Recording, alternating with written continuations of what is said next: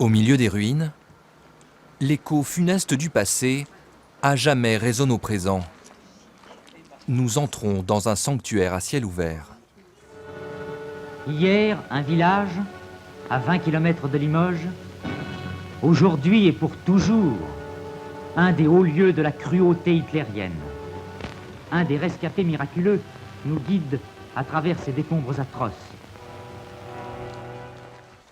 Robert Ebras est un passeur de mémoire, l'un des 2 derniers rescapés du massacre d'Oradour.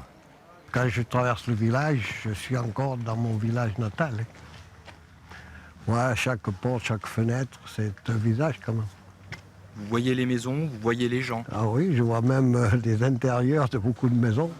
Il a 19 ans le 10 juin 1944.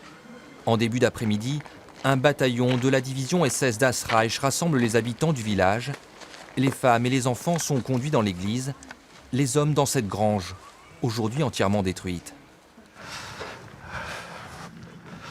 Je suis environ à cette hauteur, ici, avec mes camarades.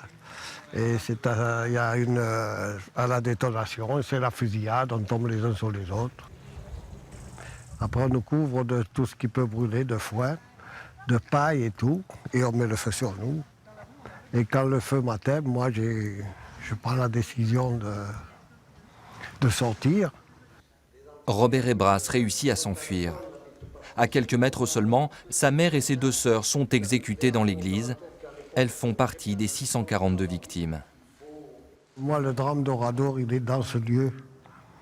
C'est ici, c'est les femmes et les enfants qu'on a exécutés froidement. Ils ont tout détruit en combien de temps à peu près? 3-4 heures. C'est tout? C'est tout. Témoigner du massacre, son devoir envers les morts, comme il dit, la plus lourde des responsabilités aussi. Quand on vous dit que vous êtes le rescapé, J'aime pas beaucoup ce nom. pourquoi? Ben, je sais pas. Moi, j'ai survécu à un drame, c'est tout. Je suis là, je sais pas pourquoi. Tous les jours, il arpente les rues du village martyr, inlassablement livre son récit. Pour Robert Ebras, la mémoire est un voyage au long cours.